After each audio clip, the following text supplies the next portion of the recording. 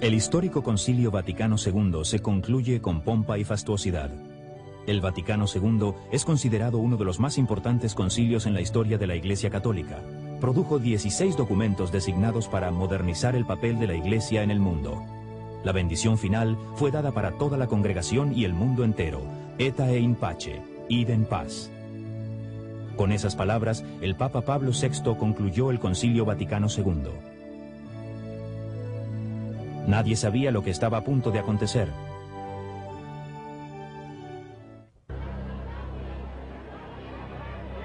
Las décadas después del Vaticano II han sido turbulentas.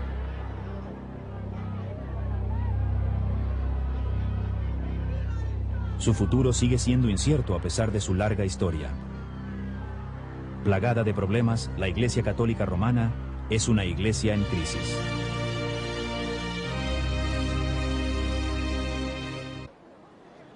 Se han planteado diferentes causas de la crisis, pero ¿no será que el problema real está entretejido en las mismas doctrinas de la Iglesia Católica Romana?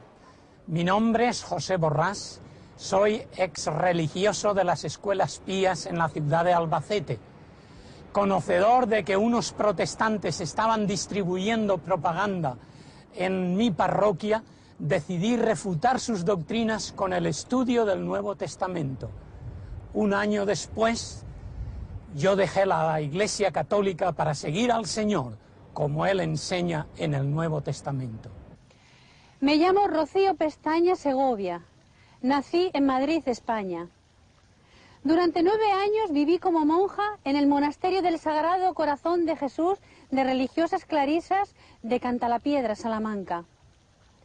Recuerdo que teníamos en el centro del convento, en el claustro, un pozo en el cual me gustaba sentar, orar, hablar con el Señor y pedirle que me diera de esa agua espiritual de la cual Él habló a la mujer samaritana y le decía, dame de beber, dame de beber. Yo trataba de buscar ese agua por mí misma, por medio de prácticas religiosas, el cumplimiento de los sacramentos, de todas las ordenanzas de la Iglesia Católica y del convento, pero no me sentía satisfecha. No llenaba mi sed. Finalmente tuve que salir del convento y después de 7 años encontré la salvación y el perdón de mis pecados en Cristo Jesús, fuente de aguas vivas. Yo soy Miguel Carvajal Díaz. Yo estudié en este convento por varios años para prepararme para ser sacerdote franciscano. Tenía grandes inquietudes, una necesidad muy grande de buscar a Dios, de tener una respuesta sobre los dogmas, pero no lo encontraba. Pero gracias a Dios que había alguien que me hablara del Evangelio y yo finalmente le recibí al Señor Jesucristo como mi Salvador personal. Salí de aquí y ahora estoy predicando el Evangelio del Señor Jesucristo. Mi nombre es María del Pilar Solís Díaz. Este fue mi hogar por muchos años, en especial 19 años que pertenecía a la Congregación de Hijas de María Inmaculada de Guadalupe. Entré a la vida religiosa queriendo conocer y servir al Señor de tiempo completo. El año en que hice mis votos perpetuos empecé a estar enferma de ataques epilépticos. Recurrí a muchos médicos y también hice oración a los santos y a la Virgen de Guadalupe, pero sin ningún resultado. No recibí la salud. Salí de la vida religiosa, enferma, y un amigo mío me recomendó ir a una comunidad cristiana.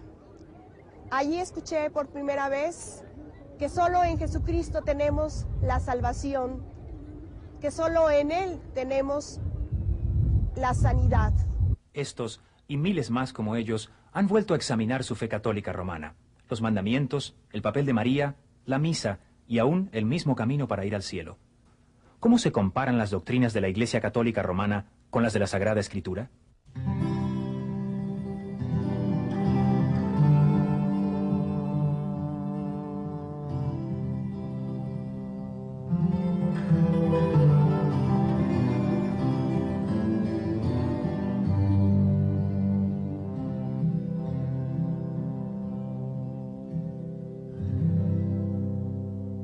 Un aspecto único de la devoción católica romana es la veneración de los santos y el uso de objetos sagrados como, por ejemplo, las estatuas.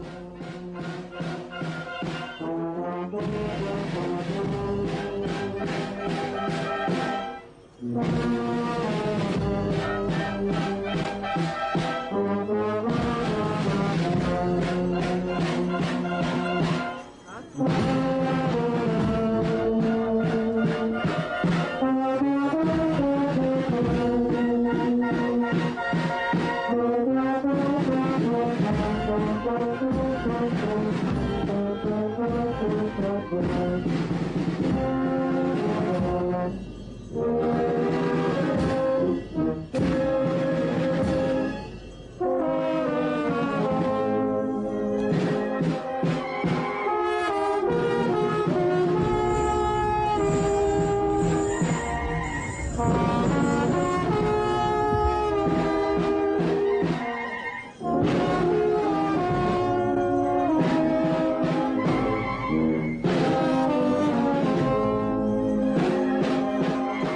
problema con las imágenes es que la gente, especialmente el pueblo y la gente sencilla, acude a las imágenes y ora a ellas y cree que ellas les van a conceder las cosas que ellos le piden.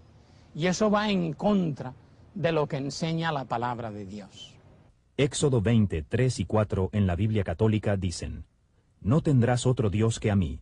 No te harás esculturas ni imagen alguna de lo que hay en lo alto de los cielos, ni de lo que hay abajo sobre la tierra, ni de lo que hay en las aguas debajo de la tierra. La Iglesia católica tiene su propia lógica acerca de ese mandamiento, y así ella se permite el lujo de esconder ese segundo mandamiento: no te harás imagen, como una coletilla al final del primero, en vez de ponerlo en su lugar como el segundo mandamiento. Empiezan a amar a Dios sobre todas las cosas, el primer mandamiento. El segundo, no tomarás el nombre de Dios en vano. Y así por el estilo, pero no se dice, no te harás imagen ni semejanza de nada de lo que hay en los cielos, ni en la tierra, ni debajo de la tierra. Y como falta un mandamiento, entonces el último lo dividen en dos. La Iglesia romana dice, no desearás la mujer de tu prójimo, el noveno. El décimo, no codiciarás nada que sea de tu prójimo. Y todo eso está en la palabra de Dios en el décimo. Miguel Ángel Tiscar fue ordenado sacerdote en la Catedral de Toledo, España. ¿Y por qué han omitido el segundo mandamiento? Y a través de peregrinaciones y de santuarios y de vírgenes y de santos y de imágenes, tratan de camuflar la cosa del dinero.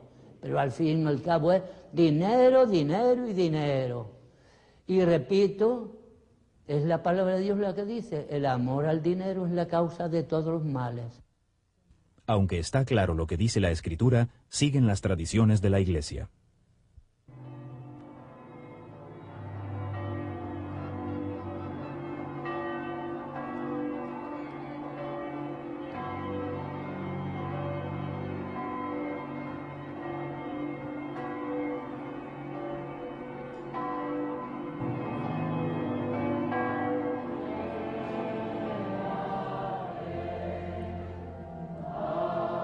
Los 100 años anteriores al Segundo Concilio Vaticano han sido designados como el siglo mariano.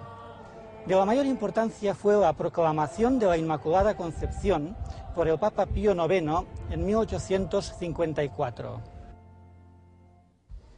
Muchos católicos no comprenden bien la doctrina de la Inmaculada Concepción, y aún menos entre ellos se dan cuenta de que contradice a las Escrituras. ¿Puede explicar la Inmaculada Concepción? No le sabría contestar. ¿Puede explicar la doctrina de Inmaculada Concepción? Nosotros pensamos que Nuestra Señora fue cubierta por el Espíritu Santo y fue así como ella concibió a su Hijo, sin la participación de un hombre. Fue propiamente el Espíritu Santo quien intervino. Por eso es que Jesús es el Hijo de Dios y por eso es que ella es corredentora. Ni siquiera el sacerdote explicaba correctamente la Inmaculada Concepción. Es simplemente el Papa definió que María fue concebida sin pecado original. Juan Sanz Pascual fue ordenado sacerdote en España en el Seminario de Madrid Alcalá. Desde el principio de su ser, en el vientre de su madre, ella es sin mancha, sin pecado original. Esto es lo que significa Inmaculada Concepción, que fue concebida sin pecado original. Ahora, esa doctrina de la Inmaculada Concepción va en contradicción con lo que dice la palabra de Dios. En Romanos 3:23, la palabra de Dios dice, por cuanto todos pecaron. Ella dice, y no podemos decir que María es embustera, ni mentirosa, ella dice, en Dios mi Salvador, luego, fue salva. La proclamación del Papa de que María nunca había pecado suscitó otras cuestiones. Si, como la Biblia dice, la paga del pecado es la muerte, y María no pecó, murió, y si murió, ¿se descompuso su cuerpo en el sepulcro? Todos querían saberlo, pero tanto las Escrituras como la tradición católica guardaban silencio acerca de esto. 400 obispos y miembros de las órdenes religiosas enviaron solicitudes a Roma pidiendo respuesta. 8 millones de laicos católicos también firmaron peticiones. Finalmente, en 1950, el Papa Pío XII proclamó que Dios había tomado corporalmente a María al cielo. Esta doctrina es conocida como la Asunción de María. La Virgen no murió, se durmió, y entonces al despertar de ese sueño los ángeles vinieron a llevarse su cuerpo y su alma al cielo. Y hoy es la fiesta de la Asunción. La Virgen entró en cuerpo y alma al cielo, como Jesucristo entró después de la resurrección. ¿Y cuál es la fuente de la doctrina de la Asunción de María? La Asunción de María viene a través de la doctrina de la Iglesia, a través de los papas. Fue evolucionando. La doctrina de la Asunción de María, la Iglesia Católica Romana, pues si se basa en falsas tradiciones también, no en la palabra de Dios. La Inmaculada Concepción, la virginidad perpetua de María y la Asunción de María a los cielos son no leyes eclesiásticas, sino dogmas, y como tales tienen que ser creídas por toda persona que quiera ser considerada como buena católica y permanecer dentro de la Iglesia católica. Cuando las prácticas religiosas del pueblo llegan a ser la fuente de la doctrina, el sentimiento popular es elevado a la categoría de revelación divina, y con ello se hace inevitable la distorsión de la verdad. Los relatos bíblicos de María la presentan como una humilde y fiel sierva de Dios. Pero la tradición católica ha confundido su posición con la del mismo Cristo. Se alega que ha aparecido con un papel muy poco característico de promover su propia gloria. En 1917 se apareció en Fátima. Allí anunció: Dios quiere establecer en el mundo la devoción a mi Inmaculado Corazón. Mi Inmaculado Corazón será vuestro refugio y el camino para conduciros a Dios. Pues tenemos fe en las imágenes. Para mí sí es como, sí, Dios. Por ejemplo, la Virgen de Guadalupe es la madre de, la Virgen María es la madre de Jesús. Y para mí pues, es Dios.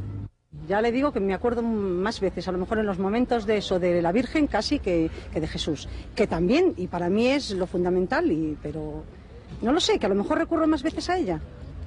La Iglesia Católica declara que María es la mediadora de todas las gracias. A Jesús por María muy fácil, que el camino más fácil es para llegar a Dios, María, que María es como una escalera. Y entonces subimos por la escalera a Jesús. María es la escalera.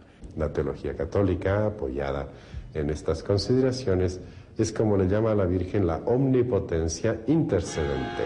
Es decir, ella es la que obtiene todo lo que pide.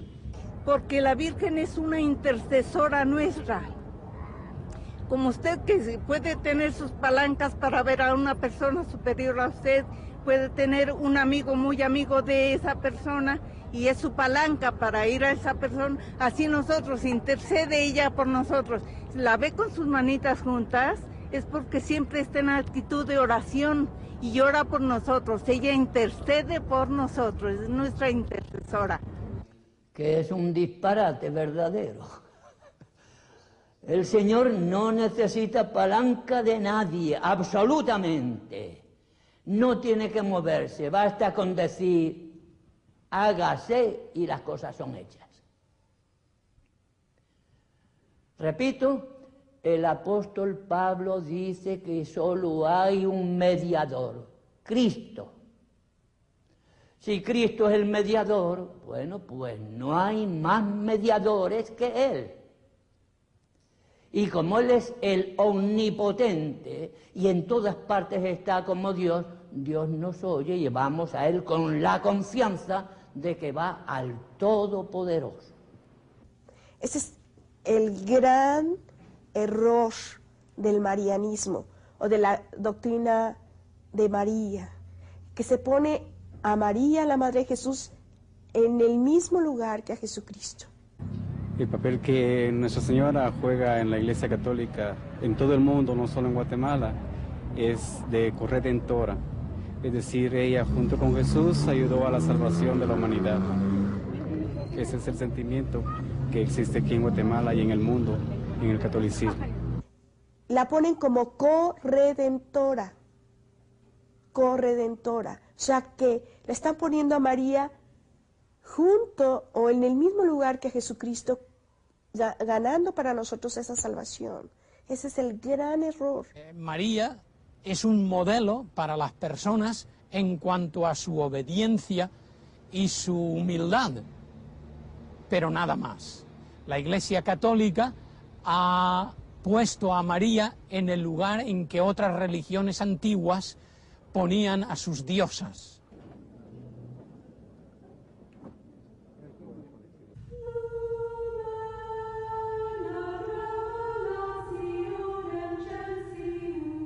La misa es el centro de la experiencia católica romana y todos los católicos deben asistir semanalmente. La Iglesia Católica dice que la misa es una representación de la última cena. Aquella noche, Jesucristo tomó pan y vino diciendo, «Esto es mi cuerpo y esto es mi sangre».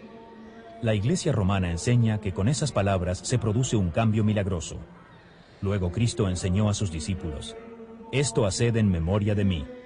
La respuesta de la Iglesia romana a ese mandamiento es la misa.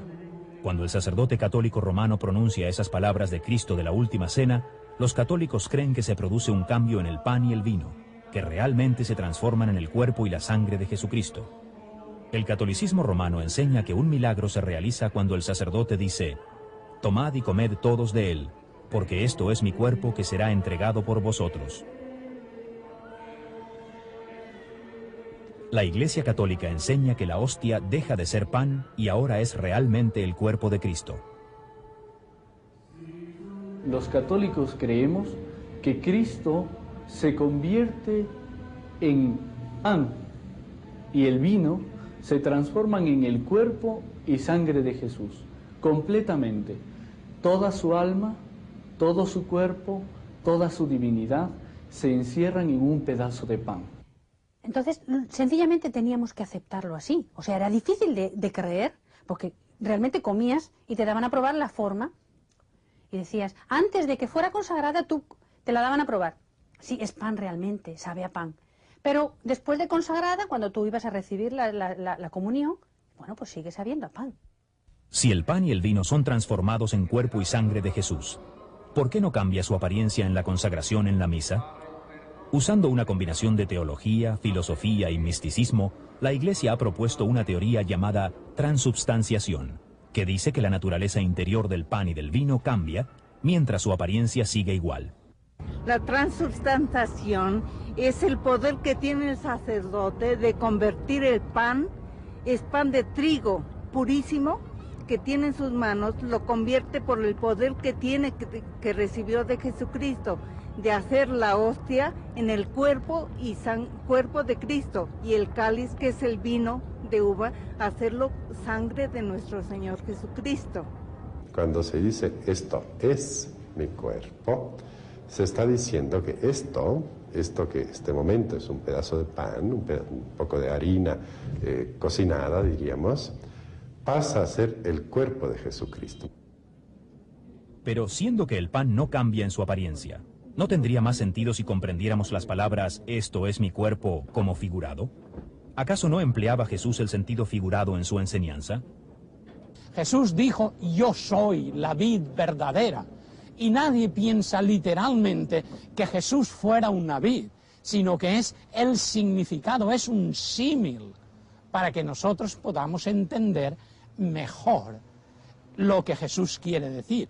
Por lo tanto, cuando Jesús dice, esto, mi cuerpo, que por vosotros es entregado, simboliza que aquel pan que se rompe y se da a las personas para que lo coman, simboliza y representa su cuerpo entregado por nosotros. La mayoría de las denominaciones cristianas entienden el significado del pan y del vino como símbolos. Sin embargo, la Iglesia Católica Romana enseña que se convierten literalmente en el cuerpo y la sangre de Cristo. La Iglesia dice que este cambio es necesario para que los católicos puedan recibir a Cristo como alimento espiritual y a la vez adorarle porque está presente.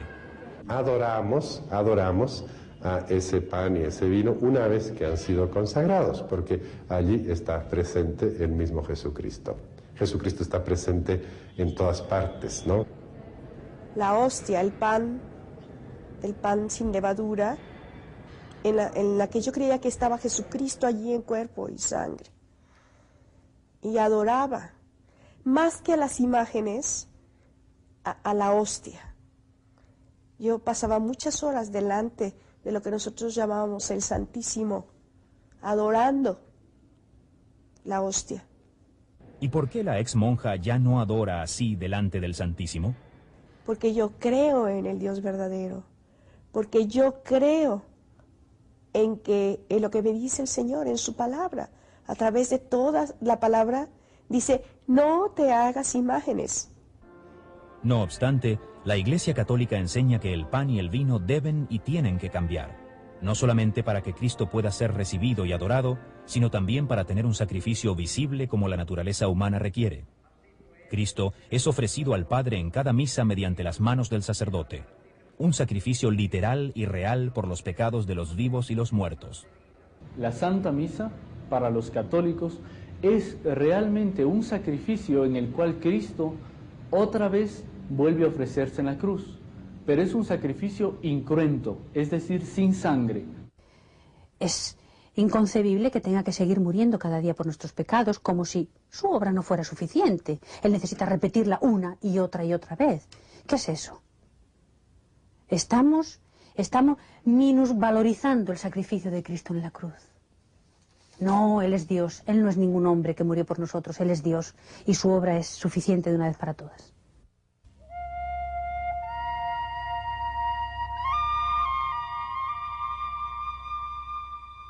Según la Iglesia Católica, Dios creó a Adán y Eva con vida divina en sus almas, llamada gracia. Esta gracia se perdió cuando desobedecieron a Dios en el huerto del Edén y las puertas del cielo quedaron cerradas. Cristo restauró esta gracia al morir en la cruz. Otra vez se abrieron de par en par las puertas del cielo. Cristo había hecho su parte y ahora el hombre había de cooperar haciendo la suya. ¿Cuál es la parte del hombre? De la mayor importancia entre sus muchas responsabilidades para alcanzar la salvación, tenemos los 7 sacramentos. Cada sacramento provee una bendición distinta. El bautismo es el primer sacramento que se recibe. Limpia todos los pecados, da el nuevo nacimiento introduciendo en la vida de la gracia y hace del niño un miembro de la Iglesia Católica Romana. La confirmación da una fuerza especial del Espíritu Santo para evitar la tentación y para defender la fe católica. El sacramento del matrimonio provee ayuda a la pareja para la vida de casados. El católico permanece en la vida de la gracia a no ser que cometa un pecado mortal, como inmoralidad, embriaguez o dejar de asistir a la misa cada domingo. Estos pecados mortales son punibles por la separación eterna de Dios. En el sacramento de la penitencia, el sacerdote concede la absolución pronunciando esta fórmula. Te conceda el perdón y la paz por el ministerio de la Iglesia, y yo te absuelvo de tus pecados en el nombre del Padre, y del Hijo, y del Espíritu Santo. Amén. Por el sacramento del orden, el sacerdote recibe el poder para absolver los pecados y celebrar la misa. Los últimos sacramentos preparan el alma para el paso a la muerte. La familia llama al sacerdote para que administre la confesión, la extremaunción y la Santa Comunión. La condición del alma en el momento de la muerte determinará el destino eterno del católico. Los que mueran fuera de la gracia pasarán la eternidad en el infierno. Aunque aquellos que mueran en estado de gracia irán al cielo, la mayor parte han de sufrir primero en el purgatorio. Allí, la persona paga por sus anteriores pecados confesados y por pecados veniales no confesados.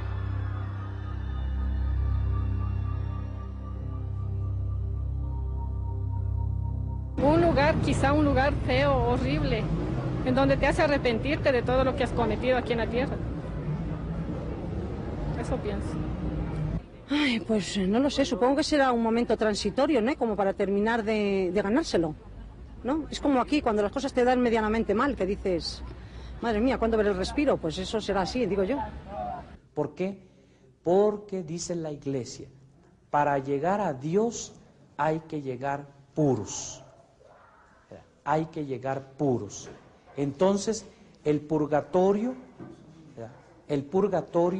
es el tiempo de purificación. Le preguntamos al sacerdote, si Cristo murió por nuestros pecados, ¿por qué hemos de ir al purgatorio? La Iglesia, por eso nos enseña, sabiéndonos, como decimos, pecadores limitados, por eso necesitamos ese paso de purificación. Pero en la propia gloria, yo no quiero entrar a purgatorio. Entonces, Cristo habló de Satanás y habló del infierno, pero nunca habló de un purgatorio ni de un lugar intermedio. No, nunca. Es el purgatorio una doctrina espúrea que no tiene fundamento en la palabra de Dios, pero eso sí, la Iglesia la ha sabido introducir para hacerse con las vidas y las haciendas y las personas, porque se les ata a un sacrificio, se les ata a una misa, se les ata a unas actividades y liturgias por las cuales incluso deben pagar dinero. La palabra de Dios nos dice que no por obras, para que nadie se gloríe, nadie se jacte. Si fuera por buenas obras la salvación, pues yo creo que las personas ricas tendrían más oportunidad. Pero realmente lo que nosotros necesitamos es recibir, aceptarle a Jesucristo como Salvador personal. Es su sangre la que nos ha comprado como el precio infinito para nuestra salvación, para nuestra vida eterna. Pero, ¿a los católicos les ha sido enseñada esta verdad? Preguntamos a los católicos romanos en todo el mundo hispano, ¿qué tiene que hacer uno para salvarse? ¿Qué necesita para ir al cielo? ¿Puede hacer una lista de cosas? Bueno, una lista no, porque pues sería tardado, pero haciendo actos para mis semejantes sí lo podría hacer. Para ir al cielo pues se necesita amar al prójimo, principalmente, ¿va? Me imagino que portarme bien, ¿no? Necesito hacer oraciones, hacer buenas acciones, acercarme a Dios, ayudar al prójimo, perdonar a los que me tratan mal. En los sacramentos son necesarios para ir al cielo, porque cada vez que yo me acerco a los sacramentos, recibo el sí de Dios. Yo espero ir al cielo si es que yo hago obras buenas y si yo cumplo lo que Jesús me ha pedido. Porque estoy cumpliendo la ley de Dios y haciendo que la cumplan los demás. No pecar, no matar, no robar. Yo pienso que la persona buena pues hay que ser aquí en la tierra y ayudar al prójimo que nos ayuda. Guillermo J. Cogan, sacerdote católico, nos provee de un buen resumen del camino católico para ir al cielo, en su libro Catecismo para Adultos. Pregunta, ¿qué es necesario para salvarse? La respuesta que ese catecismo da apunta 8 requisitos. La fe, el bautismo, amando a Dios y a tus semejantes, obedeciendo sus mandamientos, recibiendo los otros sacramentos, especialmente la Santa Comunión, orando y haciendo buenas obras, preservando la amistad con Dios hasta la muerte. Yo quisiera que solamente leamos un versículo de la palabra de Dios en Juan capítulo 6, versículo 47. Jesús dijo, el que cree en mí tiene vida eterna. Así de sencillo, así de fácil.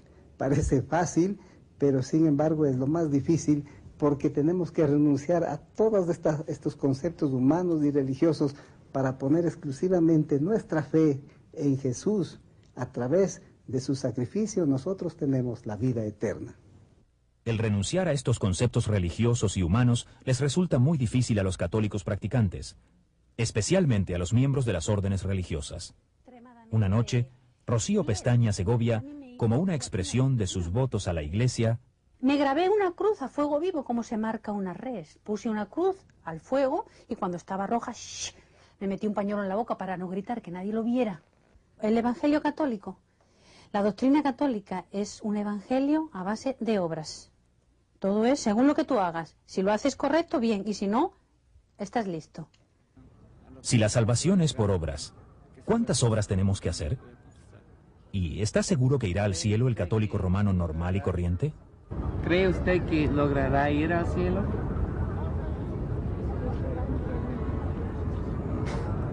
No, pues no sé. Eso ya es cosa que decide Dios. ¿Usted? Yo creo que pues nadie sabe, ¿no? Todos esperamos a lo que nos toque y ya, hasta ahí. No sé. No sé. Ayudo lo que puedo y, bueno, pues si está para llevarme al cielo, pues bien, y si no, como no sé si lo veré, pues no lo sé, hijo. No le puedo decir si lograré entrar, pero por lo menos estoy haciendo los esfuerzos más grandes, ¿no? Uy, yo qué sé. Creo que es difícil, ¿eh? Y más hoy día. No lo sé. Yo no me considero tan buena como para merecérmelo así, no sé. Si luego lo consigo, no lo sé, pero no me lo creo. Claro que sí, vamos. ¿Para qué me sirve a mí 47 años de sacerdote? Bueno, ir al cielo. Yo creo que ir al cielo sería que yo fuera perfecta. Y eso es imposible. Miguel Carvajal recuerda cómo procuraba obtener la salvación cuando todavía pertenecía a los franciscanos. Dentro de la Iglesia Católica, especialmente la orden franciscana, que es una orden muy mística, se hacía toda clase de sacrificios. 3 veces a la semana, lunes, miércoles y viernes, en este templo muy grande, cerradas las puertas ya en la noche, nos desvestíamos y nos dábamos con unas cadenas de 5 puntas de acero que se llamaban disciplinas, y con esto nos pegábamos hasta terminar todo el Salmo 51, en la Biblia Católica es el Salmo 50, Miserere mei Deus secundum maniam misericordiam tuam. La carga del pecado, esa ha sido puesta sobre los hombros, sobre la cruz de Cristo, y Cristo satisfizo ya de una vez por todas por todos nuestros pecados. Tanto la culpa como la pena fueron satisfechas una vez por todas por Cristo nuestro Salvador. Las doctrinas no salvan a nadie. Quien salva es el Salvador. Y el Salvador lo ha hecho todo tan sencillo. El que viene a mí yo no lo echo fuera, dice. Pues vamos al Señor. El que cree en mí ya ha pasado de muerte a vida, pues vamos a creer en Él. Efesios 2, del 8 al 9, dice lo mismo, porque por gracia sois salvos, por medio de la fe, y esto no de vosotros, pues es don de Dios, no por obras para que nadie se gloríe. Luego, si es por fe y si es por don de Dios, no es por obras. Y si es por obras, como pretenden en la Iglesia Católica, a base de cumplir los sacramentos y otras cosas, entonces no es por Cristo. Pero qué importante sería que un católico lograra comprender solamente esta pequeña frase, Jesús murió por nuestros pecados.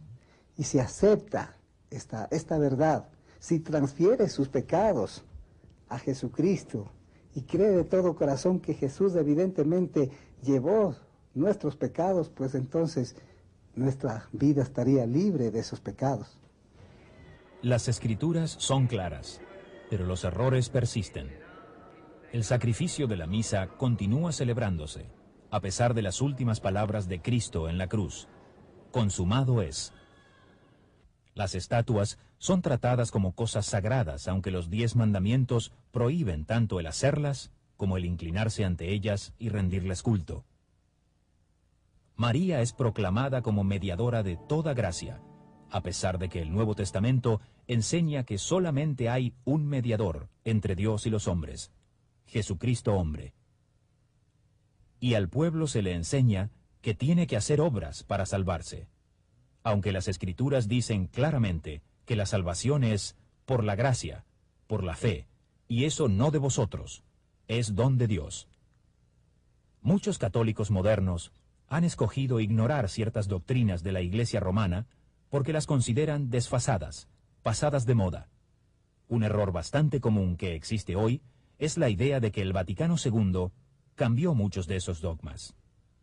El Segundo Concilio Vaticano, que se inició en el año 1962, tenía como finalidad modernizar a la Iglesia Católica, pero modernizar en la forma exterior, en la forma simplemente en la presentación, diríamos, pero no en el fondo. Varias veces la Iglesia Católica ha hecho hincapié, ¿no? Y Ecclesia semper idem. La Iglesia siempre es la misma, siempre es igual y no puede cambiar. ¿A qué es debida esta apostasía de la Iglesia Católica del cristianismo bíblico? Es porque ella eleva la tradición y las enseñanzas de la Iglesia no solo al nivel de las Escrituras, sino también por encima de ellas. El Nuevo Testamento describe al cristianismo como la fe que fue una vez dada por medio de Cristo y sus apóstoles. Pero el catolicismo ha seguido añadiendo nuevas doctrinas a la fe católica romana, tomándolas de las tradiciones de los hombres. La creencia de que la naturaleza del pan cambia en la misa no fue añadida como dogma hasta el Concilio de Letrán en 1215, cuando por primera vez la Iglesia romana oficializó la teoría de la transubstanciación. El purgatorio fue declarado dogma en 1274, la Inmaculada Concepción en 1854, la infalibilidad papal en 1870, la Asunción de María en 1950. El Concilio Vaticano II dejó claro que la Iglesia Católica seguirá basándose en la tradición. La Iglesia no deriva solamente de la Sagrada Escritura su certeza acerca de todas las verdades reveladas. Por eso, se han de recibir y venerar ambas con un mismo espíritu de piedad. Uno de los profesores en el pizarrón estaba escribiendo todos los años en los que habían sido establecidos los diferentes dogmas de la Iglesia. Y al final, luego que estuvo todo escrito, dijo, bueno, ¿qué sería de la Iglesia Católica si tuviéramos que anular todos estos dogmas? Y él mismo razonando dijo, yo creo que quedaríamos en nada. Entonces, ese fue el primer impacto en mi vida. Y de ahí comenzaron grandes preguntas, como por ejemplo, ¿por qué Jesucristo no habrá predicado el Evangelio completo y dejó la tarea a la Iglesia para que establezca dogmas y nuevas doctrinas? Es el error de poner la Iglesia sobre Cristo, el poner la Iglesia sobre la Escritura. Y entonces se viene a caer en el autoritarismo dogmático de la Iglesia, con lo cual se tiraniza al pueblo sencillo. Ese conflicto entre la Escritura y la tradición estaba en el centro de la Reforma durante la Edad Media.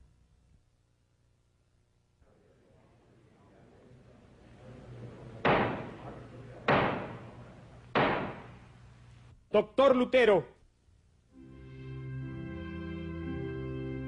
ayer usted confesó que estos escritos son suyos.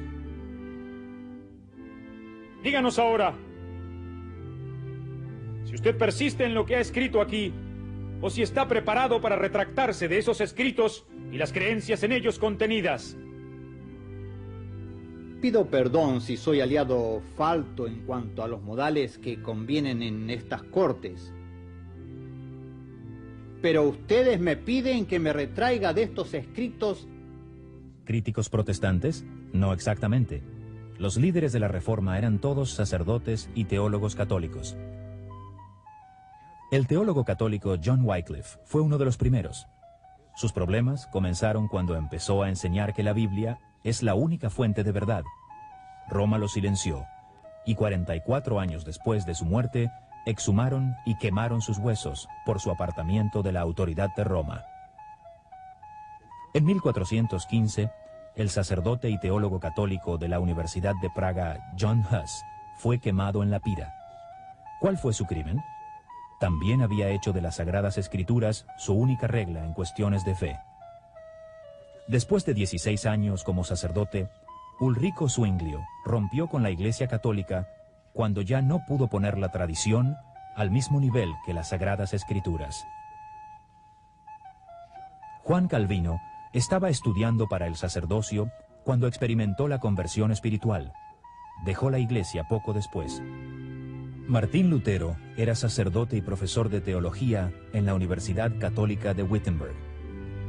Objetó a que los representantes del Papa vendiesen perdones para evitar el purgatorio, a fin de financiar la construcción de la Basílica de San Pedro. Lutero redactó una lista de 95 razones por las que esto era un error, y la clavó en la puerta de la iglesia en Wittenberg. Los escritos de Lutero ayudaron a formar los 3 principios rectores del llamamiento a la Reforma del siglo XVI. La Biblia es la única fuente de verdad para la salvación. El hombre es salvado por Dios mediante la sola fe. Cada creyente tiene acceso directo a Dios solo por medio de Jesucristo. Cuando le ordenaron que se retractase, Lutero respondió: «Mi conciencia es cautiva de la palabra de Dios». Escapó vivo por muy poco. Estos hombres fueron todos católicos leales, cuyos intentos de reformar su iglesia y devolverla al cristianismo bíblico se vieron enfrentados a una vigorosa oposición de parte de sus superiores. Este es un antiguo problema. Un día, mientras andaba por un trigal en día de sábado, el Señor Jesús tuvo también un choque acerca de la tradición con los líderes judíos de su tiempo. Sus discípulos estaban recogiendo espigas de trigo y comiéndolas. Además, cuando comían su pan, no se lavaban ceremonialmente las manos, según las enseñanzas de los rabís. En el capítulo 7 del Evangelio de Marcos leemos que los fariseos y los escribas preguntaron a Jesús: ¿por qué no andan tus discípulos conforme a la tradición de los ancianos? Jesús no se arredró, reprendió a los líderes judíos por elevar las enseñanzas de los rabís al mismo nivel que la palabra sagrada de Dios. Los acusó de enseñar por doctrinas preceptos de hombres. No podía obedecer la tradición de los ancianos sin desobedecer la palabra de Dios. Prefirió obedecer a Dios antes que a los hombres. En la actualidad, muchos católicos están tomando esta misma decisión. Yo abandoné la Iglesia Católica cuando me di cuenta de que no seguía las enseñanzas que hay en el Nuevo Testamento. Hay una gran carga en mi corazón por todas las personas católicas y especialmente por las religiosas, porque yo sé que mucha gente dentro del catolicismo busca sinceramente al Señor Jesucristo, busca sinceramente adorar al Padre y vivir una vida en el Espíritu, pero no lo logra por la idolatría. Después que yo encontré a Cristo, yo tuve que dejar la Iglesia Católica absolutamente por razones doctrinales. No tenía ninguna otra razón porque les amo, he vivido, he nacido en la Iglesia Católica y todo, pero mi vida y mi conciencia es incompatible con ese tipo de doctrina. No es un cambio de religión, sino que es un cambio de vida, es un encuentro verdadero con Dios, es una experiencia personal. Muchos de nosotros hemos creído que hemos estado en la verdad, pero la verdad es Jesucristo, no es la religión. Y espero que ustedes, señores católicos, pudieran darse cuenta, lo más importante, algo más valioso, es la oferta más importante que jamás usted haya podido escuchar en su vida, que es el de la vida eterna a través de la salvación del Señor Jesucristo. La verdad no está en la religión, sino en Jesucristo mismo. El camino de salvación católica romana es una esperanza falsa, porque no es el Evangelio de Jesucristo que el Nuevo Testamento nos presenta. Desilusionados con la doctrina católica romana, muchos están acudiendo a la Biblia, buscando respuestas. Esos católicos se han sorprendido al encontrar lo que la Sagrada Biblia dice. Lo primero que me choqueó fue que la salvación es un don de Dios, por gracia y no por nada que nosotros hagamos, que traíamos una tradición diferente, portarnos bien, ir a misa los domingos, confesarnos, etc. Un don de Dios en el cual nosotros no tenemos que hacer nada, sino simplemente creer en el Hijo de Dios, creer que resucitó de los muertos por el poder del Padre. Dijo en la cruz, consumado es, no hay nada más para hacer. La Iglesia Católica no te va a dar esta libertad que Cristo te da. Yo temía a la muerte porque no estaba seguro del cielo. Yo no sabía dónde iría. Entonces yo veía que en la Biblia aseguraba que en este mundo se puede saber si uno es salvo. Lo que lo salva a uno es la sangre de Cristo, creyendo que Él es el Salvador y Señor de uno, personal, de la vida de uno, para que uno pueda entrar al cielo. ¿Qué sacrificio podría yo hacer para merecer entrar al Señor y verlo cara a cara cuando me muera? Ninguno. Estoy muy seguro que voy al cielo porque no radica, no se basa en mis hechos, en mis logros, sino que el Señor Jesucristo ha prometido que Él ha estado preparando un lugar para mí porque yo le he aceptado. Y eso es lo que me sorprendió, que nadie me dijo estas cosas. Yo tenía que aprenderlos por la Biblia. Y me dolió porque yo pensé que los padres o la gente en la iglesia es un deber de ellos a enseñarnos el camino. Y ellos no me enseñaron cómo llegar al cielo. Cada una de estas personas ha dejado la Iglesia Católica Romana. Pero no es tanto lo que han dejado, sino y mucho más lo que han encontrado en el Señor Jesucristo. O sea, antes yo cuando era católica y vivía de tradiciones y de cosas, yo pensaba en la muerte como algo horrible, ¿no? Algo no me hubiera querido morir nunca. Tenía temor, tenía miedo, pero ahora no. Ahora va a ser el día de fiesta cuando yo me vaya arriba, al cielo, a verlo cara a cara. Va a ser muy hermoso. Voy a ponerme de rodillas, físicamente de rodillas, y le voy a dar las gracias. Y que por mí pues nada más puedo hacer, que no hay ninguna obra que yo pueda hacer, que ya lo hizo del todo por mí. ¿Y qué podría hacer yo? Y yo no merecía tal sacrificio, que Dios mismo viniera a morir por mí. Creo que le adoraré por toda la eternidad.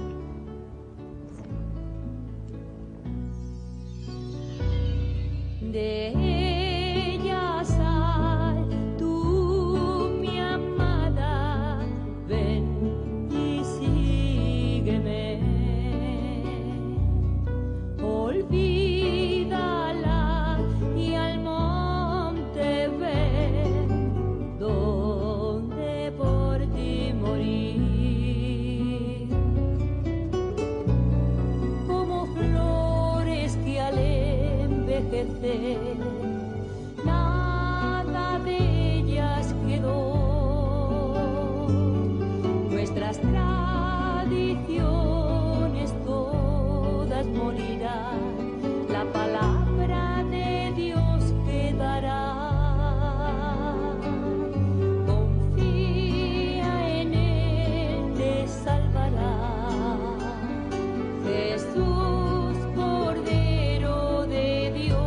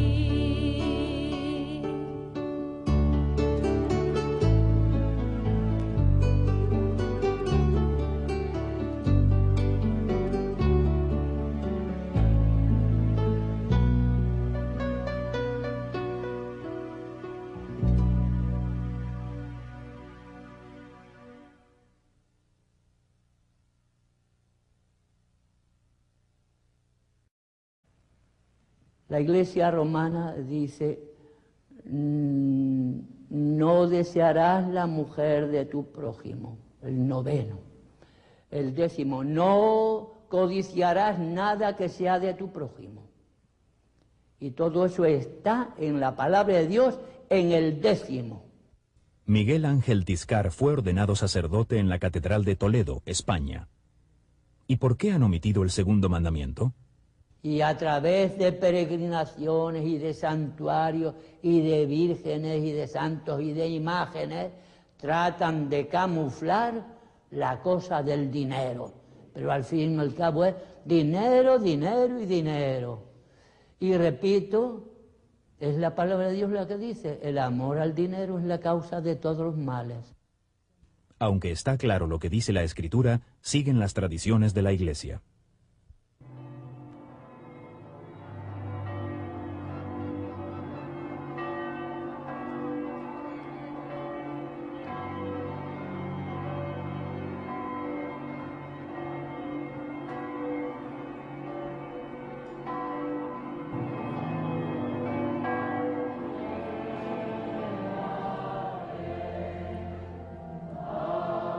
Los 100 años anteriores al Segundo Concilio Vaticano han sido designados como el siglo mariano. De la mayor importancia fue la proclamación de la Inmaculada Concepción por el Papa Pío IX en 1854.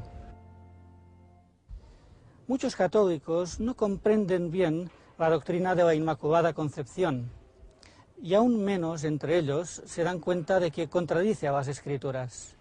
¿Puede explicar la Inmaculada Concepción? No les sabría contestar. ¿Puede explicar la doctrina de Congregación de Hijas de María Inmaculada de Guadalupe? Entré a la vida religiosa queriendo conocer y servir al Señor de tiempo completo. El año en que hice mis votos perpetuos empecé a estar enferma de ataques epilépticos. Recurrí a muchos médicos y también hice oración a los santos y a la Virgen de Guadalupe, pero sin ningún resultado. No recibí la salud. Salí de la vida religiosa, enferma, y un amigo mío me recomendó ir a una comunidad cristiana. Allí escuché por primera vez que solo en Jesucristo tenemos la salvación, que solo en Él tenemos la sanidad. Estos y miles más como ellos han vuelto a examinar su fe católica romana, los mandamientos, el papel de María, la misa y aún el mismo camino para ir al cielo. ¿Cómo se comparan las doctrinas de la Iglesia Católica Romana con las de la Sagrada Escritura?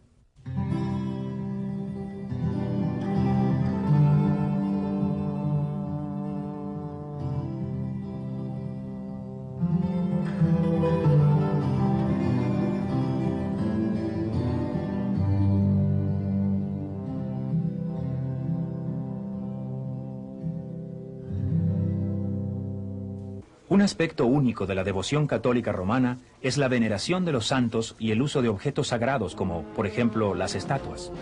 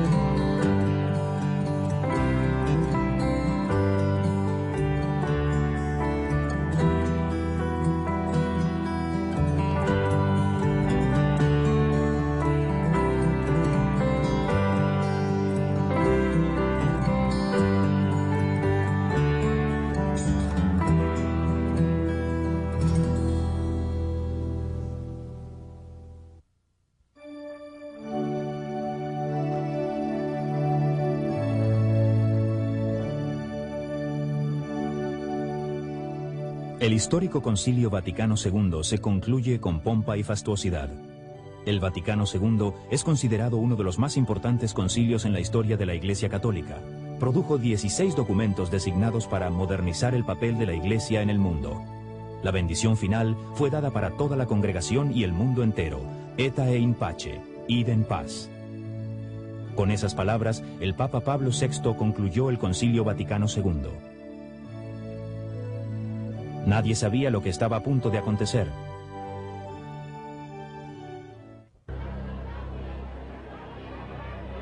Las décadas después del Vaticano II han sido turbulentas.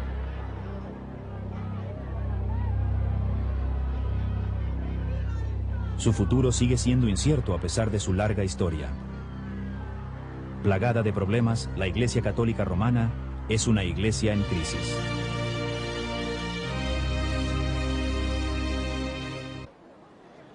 Se han planteado diferentes causas de la crisis, pero ¿no será que el problema real está entretejido en las mismas doctrinas de la Iglesia Católica Romana? Mi nombre es José Borrás, soy ex religioso de las escuelas pías en la ciudad de Albania.